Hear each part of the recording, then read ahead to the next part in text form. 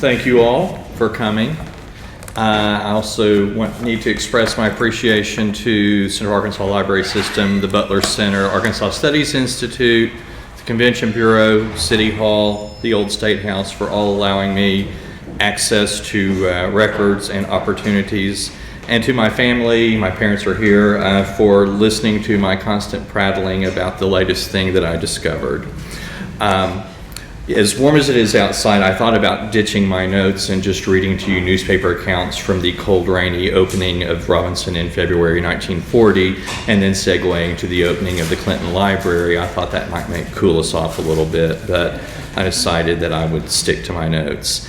As with when you read people talking about adapting a movie or a play from something historical and they have to make edits and make a lot of decisions, boiling down a couple hundred pages of notes to this, I had to do the same thing, so I apologize for leaving out some really tantalizing things, but since hopefully there's a book in this, then you can go buy the book when that happens. Last time on Robinson Auditorium, Mayor Warren Lennon's efforts to build a municipal auditorium in the 1900s failed and set off a 3-decade-long quest with numerous attempts, all meeting with failure. As a reminder, the term municipal auditorium refers to a building with a convention center as well as a performance hall. Often the argument for the need for the auditorium was centered on the loss of revenue due to lack of conventions and trade shows. It had nothing to do with the performance space. And after Herbert Hoover became, like many in the Great Depression, unemployed and FDR became president, he started creating New Deal programs left and right with a seemingly endless alphabet soup of names. Many of the programs were created or modified as FDR tried to stay one step ahead of Congress and the Supreme Court, which constantly rejected his programs. But so we are in 1935, and now Little Rock has the chance for a new deal for an auditorium. On August 26, 1935, under the leadership of newly elected Mayor R.E. Overman, the city applied for $1 million from the Public Works Administration for the construction of an auditorium. Now, the PWA had issued a September 16th deadline. I'm not big on dates, but in this instance it matters, for applications to be received as it sought to spend $4.8 billion in construction projects. When you think about $4.8 billion in 1935, that was quite a lot. The auditorium plan was actually announced on August 24th, 1935, but had been in the works beforehand. In fact, the mayor and other city leaders had been speaking to civic groups about their plans for the auditorium. A team of architects had already been chosen, Eugene Stern and the firm of Wittenberg and Deloney, and a location had been selected. The auditorium complex was slated for a block bounded by Capitol, Scott, Fourth, and Cumberland. It would have wrapped around the Women's City Club, which would have still been able to stand. It had been selected by the architects, noting that downtown offered limited options when considering the needs of the structure. They were seeking a site that was close to meeting facilities as well as the commercial district. Now, this was a rendering that appeared in the Arkansas Gazette, and it faces Capitol Street. You can see that it has nothing resembling the design that it was eventually built in a different location. It was would be constructed of concrete, stone, and steel, would have had a music hall with a seating capacity of 4,000 and overflow of additional 500, and the adjoining exhibition hall could seat 3,500. Now, I note that these are just suppositions for a federal application, considering that they also were going to have parking in the building for 150 cars, an additional 100 cars on the surface, and a cafe. I'm not sure how that would have fit into 3/4 of a block, but I do not argue with Mr. Stern, Mr. Wittenberg, and Mr. Deloney. The proposal was filed in Washington in September of 35. At the same time, the city had also filed proposals to redo the sewer line and to take what had been a private water utility and turn it into a public utility and build that. So the city leaders actually focused for most of 1936 on the water and sewer lines, as they probably should have. So with those plans well underway, on November 30th, 1936, Mayor Overman asked the City Council to call a special election for January of 37 to approve of the issuance of bonds. There were 3 different questions on the ballot: a park for African Americans, expansion of the library, and construction of a municipal auditorium. By this point, the $1 million for the auditorium, which had been part of the proposal, was reduced to there would have been $468,000 in general obligation bonds and a total cost of $760,000 for the project. January 1937, Little Rock voters overwhelmingly approved it, passed in all 23 of the city's precincts, and the Gazette said, as it liked to say when a special election went its way, well, we can assume that everyone who didn't vote was in favor of it. They apparently thought that was very clever because I've run across that several times over the decades. The architectural team was officially approved in July of 37, and it was, again, Mr. Stern, Mr. Wittenberg, and Mr. Deloney. And so it was now time to choose a site. The original application had included a site, but by the time they did the election in January of 37, they mentioned that no site had been selected. Given the contention that was about to erupt, that was probably a wise move because the site having been selected could have torpedoed the election. On October 20th, 1937, the City Council met to discuss the location. Mayor Overman and other leaders had not selected a site. By October, there were 6 sites under construction by city leaders. The thought was that each site had to be a complete city block. Harlan Bartholomew of St. Louis, who was one of the first people to hold a position of a city planner anywhere in the United States, and he had his own private practice in addition to being city planner of St. Louis, he was hired as a consultant to review the sites. He was given the sites by city leaders to review. There's correspondence, which is actually over the Arkansas Studies Institute, between he and J.N. High School, who was editor of the Gazette and Planning Commission chair, where he kind of expressed some frustration that all he could do was review the sites he was given. But the 6 sites that he reviewed, and he assigned them each points. So this is on a map, and the points, the numbers in the squares are the points they were assigned. They were Broadway, Markham, Spring, and Garland Streets, 51, which is the one at the top center, Center, Markham, Spring, and 2nd. He assigned 60 points. That was his favorite spot. Center, 8th, Louisiana, and 9th. It was tied for 2nd. Scott, 4th, Cumberland, and Capitol, which had been the original auditorium suggested location. Scott, 10th, Cumberland, and 9th, and 3rd, State, 2nd, and Gaines. Now, his top choice was Center, Markham, Spring, and 2nd, which, flashing forward, is now home to the Cromwell Building and where the Convention Bureau has their offices, so in some ways they've come full circle. The reason he selected it was because its proximity to other public buildings. It was next to the county courthouse. It was across the street from the War Memorial Building, which we are now in. And it was close to the business district, but not too close that it would impede future commercial growth. A group of business leaders wanted the auditorium to be closer to Main Street. They wanted people to have to pass by Main Street on their way to events at the auditorium. And the architects, when they were asked by the City Council what they preferred, having selected a site 2 years ago and that site now being under contention, they had no opinion on a site. They would design wherever they were told. They had to, after several hours of discussion, the City Council took a couple days off to ruminate. When they reconvened, they still could not make up their mind. Over a 3-hour meeting with at least 8 votes, they still had no decision. There were a few aldermen who favored the site along 8th Street, but several others felt it was too far removed from anything. Then the concern with the first choice was that the federal government owned half of the block with the old post office building. And the federal government really didn't have any plans to evacuate that building. And so the only person who really advocated the site at Garland, Markham, Broadway, and Spring was J.N. High School. He did happen to have the twin bully pulpits of Planning Commission chair and Arkansas Gazette editor.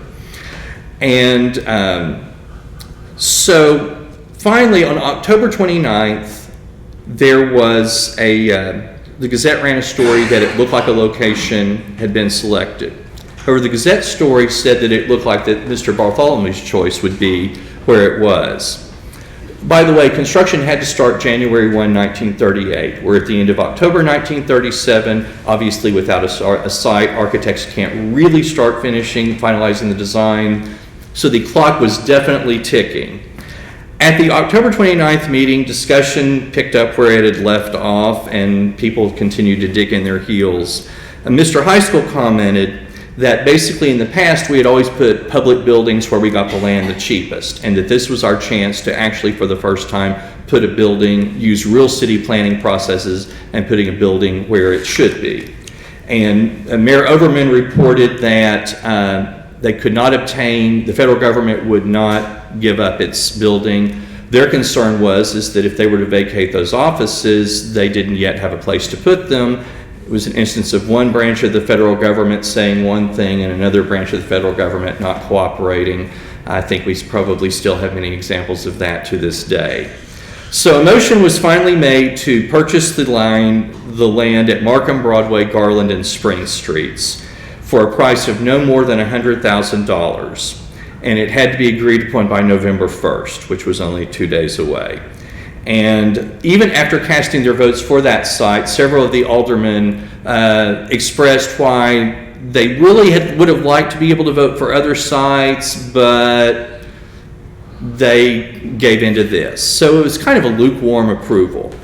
Now, this ran in the Gazette on the day after the site had been selected. It shows a version of an auditorium.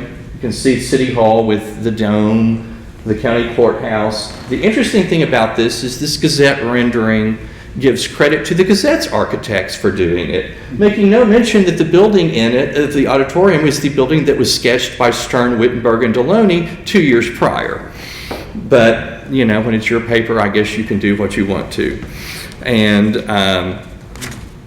but anyway, so in retrospect, of all the sites, this site was the perfect place for a municipal auditorium in Little Rock. Because of its uneven grade, instead of taking a whole city block, you could actually stack the convention facility and the performance facility on top of it, which then subsequently, in the late 60s, early 70s, allowed for plans for a parking deck, for convention center space, for a convention hotel to be built next to it, which would not have been possible at any of the other sites. In addition, with Markham and Broadway being wider streets than most of the other streets, it allowed for, as trucks got bigger, for loading and unloading of items. It allowed for, things like that. So, Mr. High School, without even realizing it, just how much of how much foresight he actually had, I'm thankful that he championed that site. So a month after selecting the site, the City Council authorized the sale of the bonds, and ground was broken on December 24th, 1937. To turn the dirt, you had Mayor Overman and the widow of Senator Joseph Robinson and Alexander Allaire of the PWA. The press accounts of this groundbreaking are the first mention that the building would be named in memory of Senator Robinson. A few months earlier, his death had shaken the political landscape, not only of Arkansas, but of the entire U.S.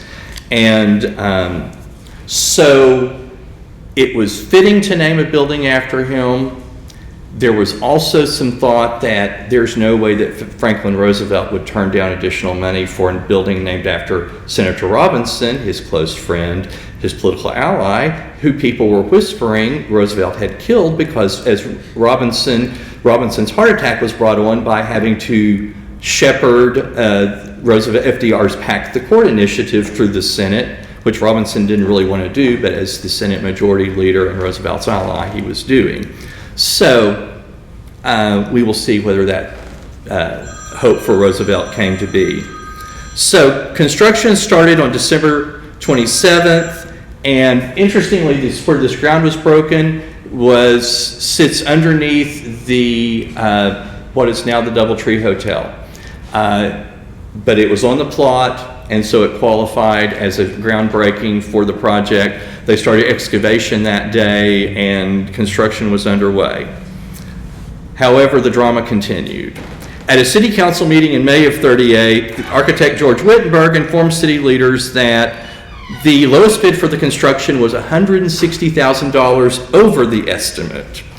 And instead of re-advertising the project, which would have delayed construction anymore, he recommended authorizing the sale of additional bonds that had been approved by the voters.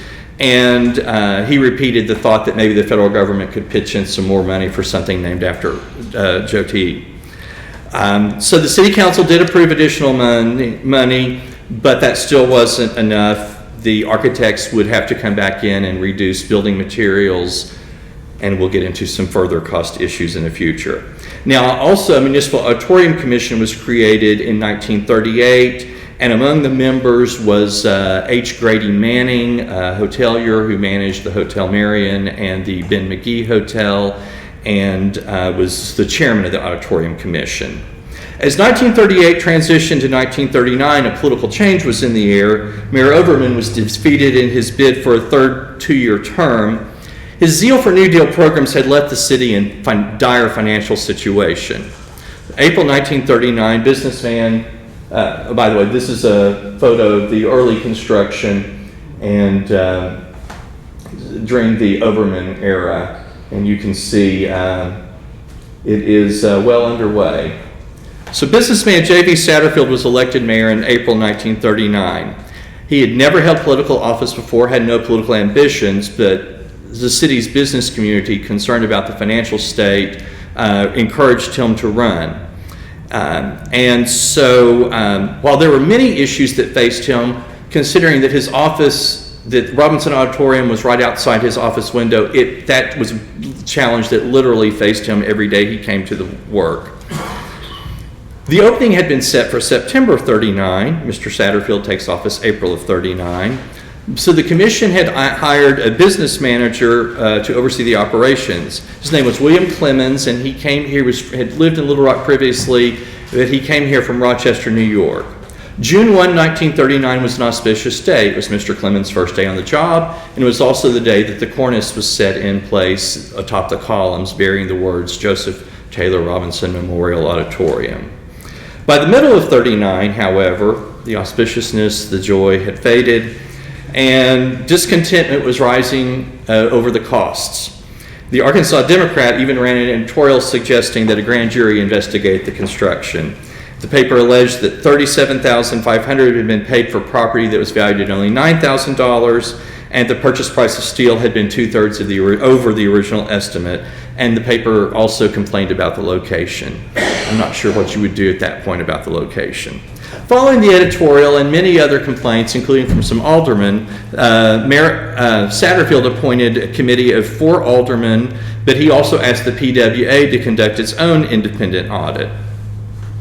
And so, and the architects explained that one of the reasons the construction had gone overhead is that there were things that had been added to the project that were not part of the original plans, including putting offices for the new water department in the lower level of Robinson. And so the committee of the 4 aldermen were supposed to report back on July 31st, but on that night at the city council, they said they needed more time. Now, Mr. Clemens, in addition to overseeing the building operations, was undertaking an immense PR campaign, speaking to basically any civic group that would have him, extolling the virtues of the project and assuring people the building would open.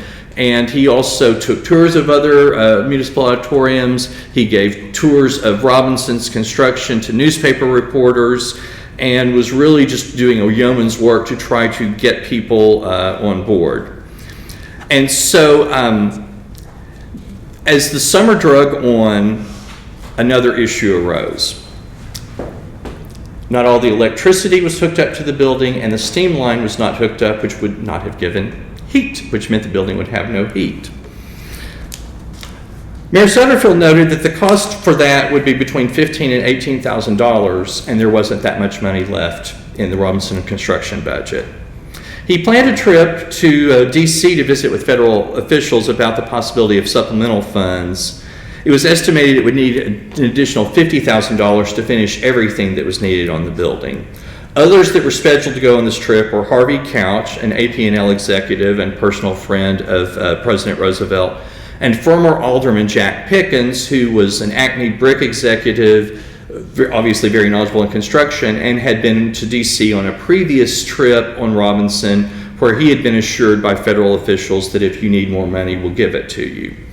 And so around Labor Day, they were supposed to go, but with Hitler and Mussolini both being very nasty in Europe, they decided that it was best to leave the federal officials alone for a few weeks while they sorted out exactly what Hitler and Mussolini were doing. And so they ended up going in October. By September, it was also apparent the auditorium would not be finished in time for a November opening. And there was actually discussion, could we compel the utility to hook up these facilities? And the answer was from the utilities like, well, yeah, we'll do it, but then we can't charge you the discount rate that our 1903 franchise agreement gives you. So Mr. Clemens said, we would lose more money than that in a year. And so, no, please don't compel AP&L to hook things up. The other part of that was that even though they owned the steam line company was a subsidiary of AP&L, it was technically not a utility, so the city council had no authority to compel a non-utility to do something anyway. At a September 1939 city council meeting, frustrations were looming. The four aldermen finally issued their report, which only 3 of them signed. It basically found nothing wrong, but that didn't stop them from hurling invectives and blame at everyone. In fact, the alderman who was on the committee who refused to sign it said he would have been glad to author a minority report, and he thought that the aldermen were misguided. After that was finished, Mayor Satterfield took the podium. He said he could not reconcile leaving the taxpayer-approved building useless, dark, and cold. But he also realized there were no funds to finish it. He gave a detailed accounting of where we were on the construction, what contracts had been paid for, and what had not been done, and detailed all the things that were unfinished. He then disclosed that in the 1937 election, he had voted against Robinson.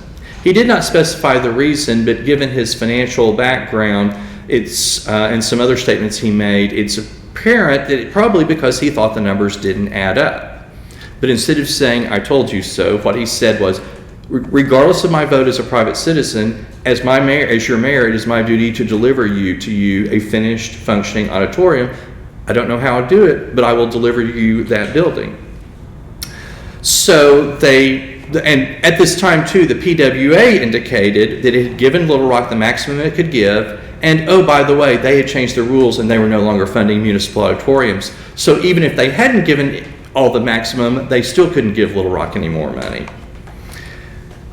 Finally, the city ended up working out a deal with AP&L.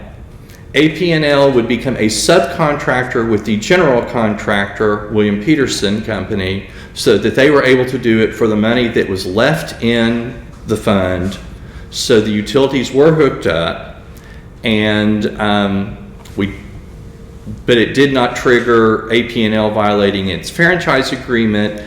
And it wasn't so much they were concerned about doing that with Little Rock, it was concerned that they would then set a precedent with every other city in the state of Arkansas that AP&L served and had franchise agreements with. So it finally ended up, that issue worked out. Backtrack a little bit. Labor Day weekend 1939, Grady Manning and his wife and some other friends are boating on Lake Hamilton. The boat capsizes, Mr. Manning and the other gentleman drown. And the Mayor Satterfield obviously is in shock. Mr. Manning was chairman of the Auditorium Commission and had been leading the efforts. Later that month, the other 4 members of the Auditorium Commission resigned. I suspect that Mr. Manning, they had been wanting to resign previously, and Mr. Manning had been telling them not to. There resignation was because they were appointed not to oversee a construction site, but to oversee a functioning auditorium. That's what the state statute said. As they did not know when they would have a functioning auditorium to oversee, they saw no reason to continue meeting. Mayor Satterfield and the council members tried to talk them out of resigning. They chose to resign.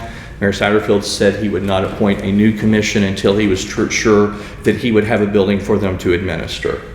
So this is a photo of the construction in 1939. It's wrapping up. It's starting to look more like the facility that we see today. You will note there is no landscaping. I'll get into that in a minute.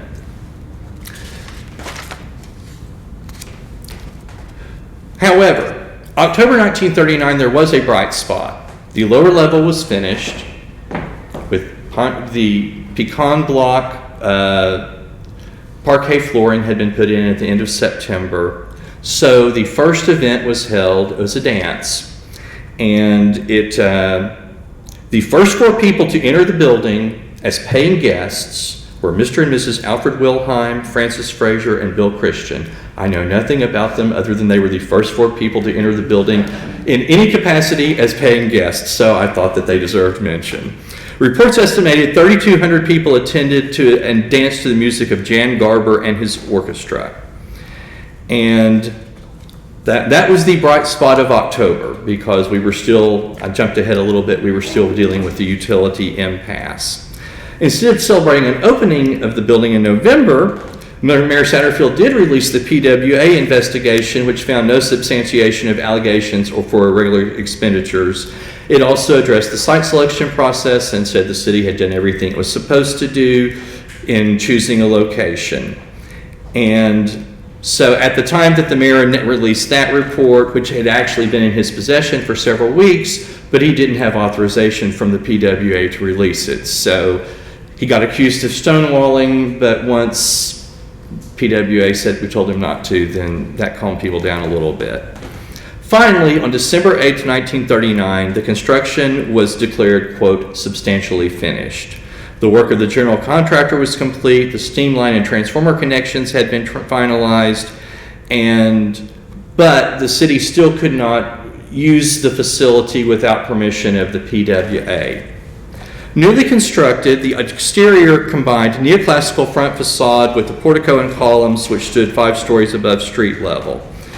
Now, there is some question and discussion about the masks on the outside of the building, because they're all smiling in a maniacal way. They're not necessarily comedy and tragedy. They're described in everything as Greek, but they don't necessarily look Greek. They don't necessarily look Art Deco.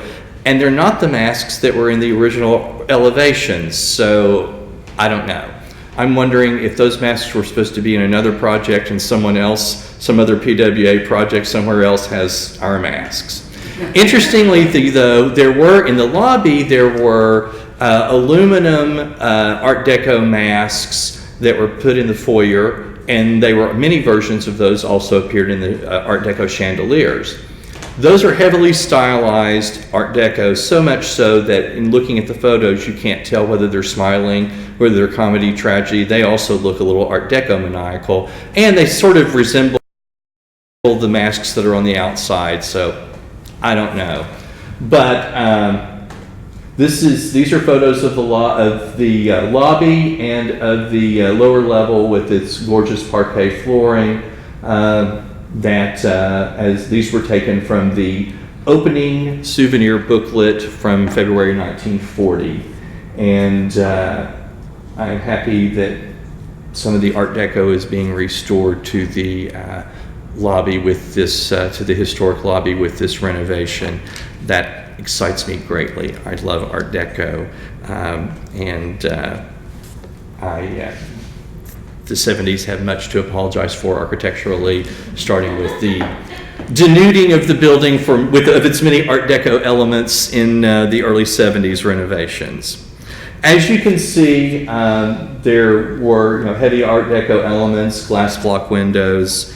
There's a green and brown terrazzo floor with the seal of the city, and you can see that just if you look closely at the photo.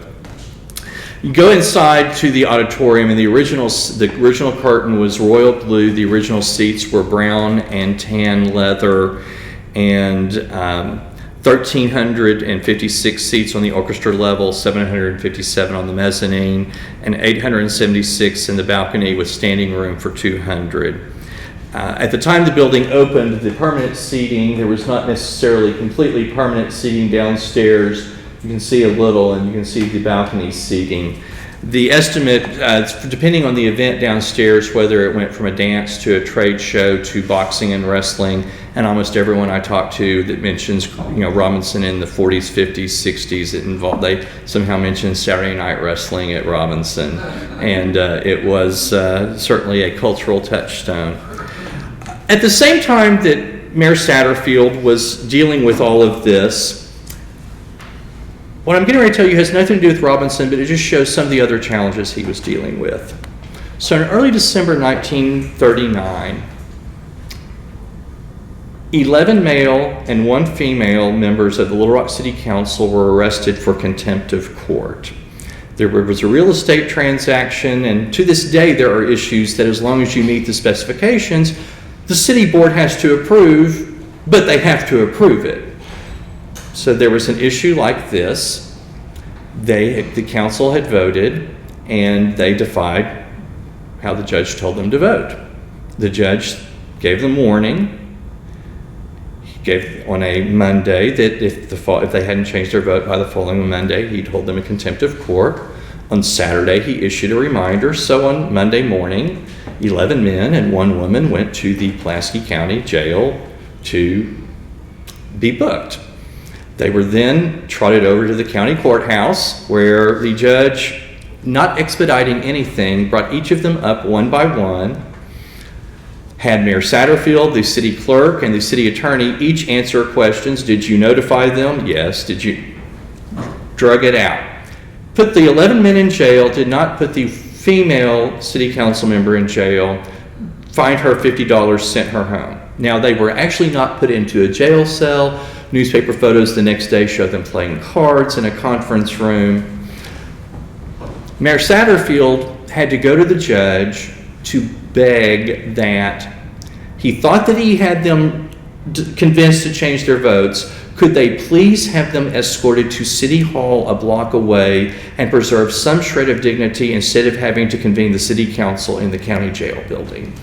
The judge relented. They went. They changed their vote. They came back. Again, the judge made them all trot up each one by one. And he told them that he was suspending the sentence, not vacating it, so that if they thought that they could then pull a fast one on him and eventually change their mind again, he would then book him, throw him in jail. So that's just an example of what Mayor Satterfield was dealing with. At the same time, he was trying to get Robinson open, stabilize city finances, build an airport terminal at Adams Field. Side note, the construction of that was built by a great uncle of mine, so that's just a point of pride, even though the building no longer stands. But anyway, another high point for December 1939, however, was as Robinson was getting ready to open, 500 elementary school children from the Little Rock schools, joined by the chorale from Little Rock High School and a brass sextet from Little Rock High School, gathered on the front steps on an afternoon and sang Christmas carols. The City Hall tree, which was outside, was lit, and press reports indicate that people were staring out windows. In fact, some people were apparently hanging out windows. I'm assuming that meant they were sitting on the ledge and not literally hanging out windows at the county courthouse. So Robinson, things like that were starting to show Robinson as a focal point for the community and were certainly much needed goodwill for the building. January of 1940 marked a new year and a new decade. At the same time, things started looking up. The building was about to become officially the city's possession, and so Mayor Satterfield appointed a new Auditorium Commission. The new members were E.E. Beaumont, Emily Miller, who was married to a brother of Mrs. Robinson, L.G. Moses, C.C. Rubenstein, and Reverend Thomas L. Keeney. Now, since the September, the lower level had been used occasionally for sporting events. And so, keeping up with that, in January of 40, Coach Earl Quigley of Little Rock High School brokered a deal for Little Rock High School to play some basketball games in the lower level. At the time, Little Rock High School had no gymnasium, so basketball games were played on the stage. Now, in some places where this was done, a literal cage was put on the side of the stage so the ball would not come to the auditorium, which is why when you sometimes see old sports stories, basketball players are referred to as cagers. Little Rock High School, they didn't have a cage. You just kind of sat a little back. But anyway, so they got a chance to actually play some basketball games with people seated on all four sides. In fact, the final game of the series was actually on February 16th in the lower level, the day that the grand opening was held on the upper level. January 25th, 1940, the city officially took possession of the structure, which meant we took responsibility for finishing what has not been finished, which included things like furnishings in the lecture hall, furnishings in the meeting rooms, landscaping, sidewalks. Not all of the curtains were in place behind backstage. So there's still work to be done. However, a grand opening was finally set for Friday, February 16th.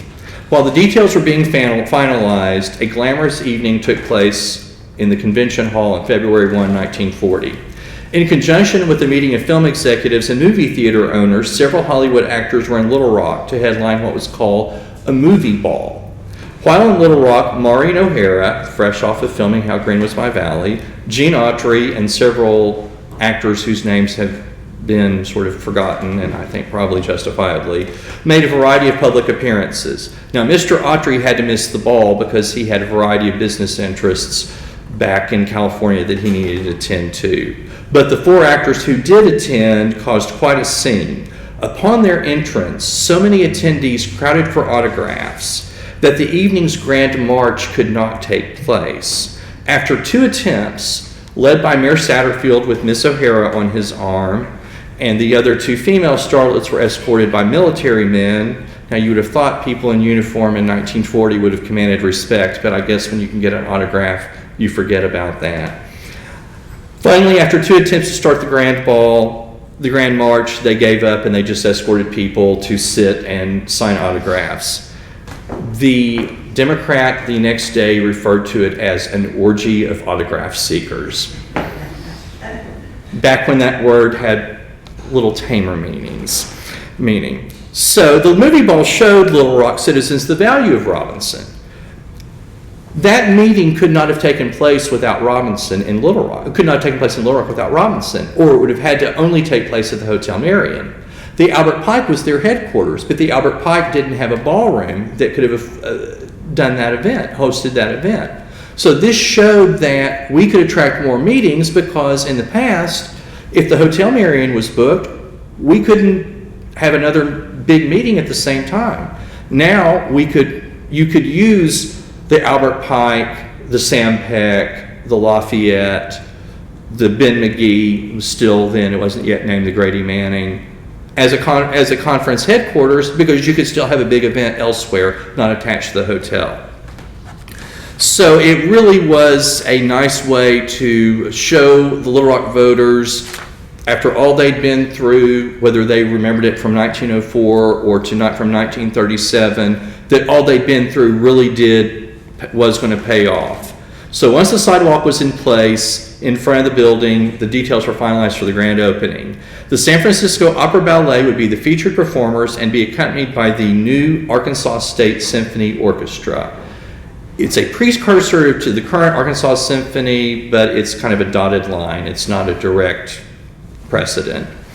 The ballet company arrived on February 10th.